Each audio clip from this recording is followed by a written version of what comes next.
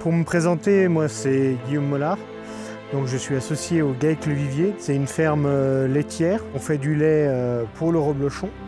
C'est un GAEC aujourd'hui où il y a donc moi, Guillaume Mollard, qui est associé avec Thierry Soudan.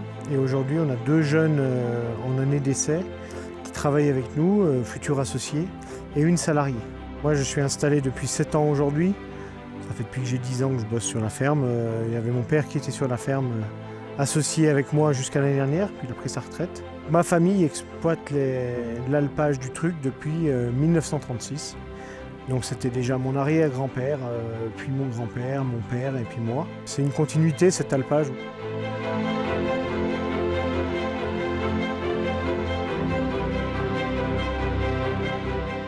C'est un alpage qui fait 35 hectares.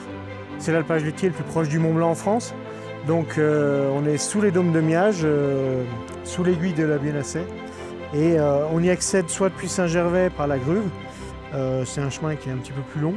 Et nous, on y monte depuis les Contamines Montjoie, depuis le parking de la Frasse. Il faut 1h30 à peu près à pied pour monter tranquillement.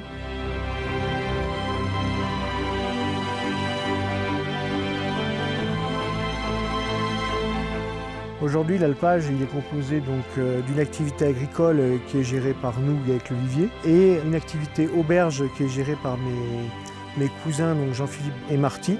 Et il y a un lien entre nous puisque c'est eux qui vont revendre nos produits, donc la charcuterie, les saucissons, les chorizo et nos reblochons sur l'auberge toute la journée. Et puis avec notre lait, ils font le fromage blanc, les crèmes renversées et tout le lait qui est pour les demi-pensionnaires qui font le tour du Mont Blanc. Ça, c'est une fierté de pouvoir travailler main dans la main. Donc c'est une affaire familiale qui roule avec une belle complémentarité.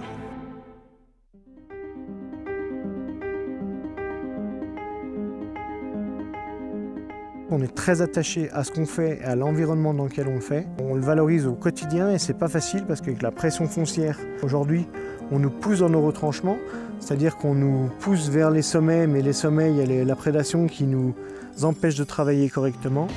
On a quelques dizaines de loups sur le pays du Mont Blanc aujourd'hui et il y a déjà une quinzaine d'alpages qui ont été abandonnés suite à l'arrivée du grand prédateur, plus le réchauffement climatique qui n'arrange rien. Et c'est bien dommage parce qu'on a besoin pour entretenir les territoires de haute montagne, pour éviter les avalanches l'hiver, pour éviter les incendies l'été.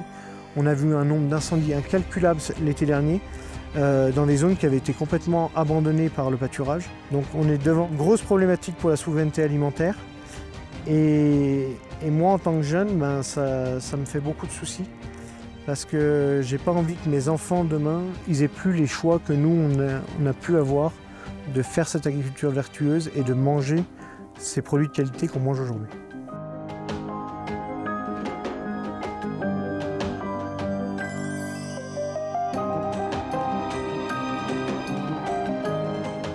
Si je me sens savoyard, nous on se sent savoyard, c'est sûr.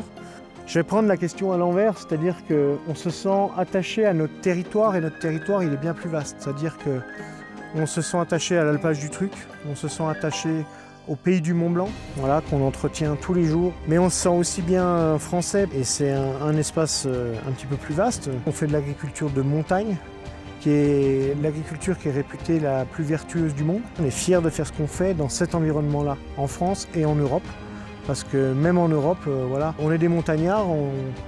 Moi, je me sens proche aussi des Slovènes dans les Alpes juliennes. Je me sens proche des gars qui sont en Bavière et qui exploitent dans toutes les Alpes. Aujourd'hui, on est avant tout des montagnards. Moi, je me sens montagnard et j'ai beaucoup de similitudes avec mes amis du Val d'Aoste ou du Valais. Je pense qu'on a des valeurs communes et voilà, c'est ça que je veux véhiculer.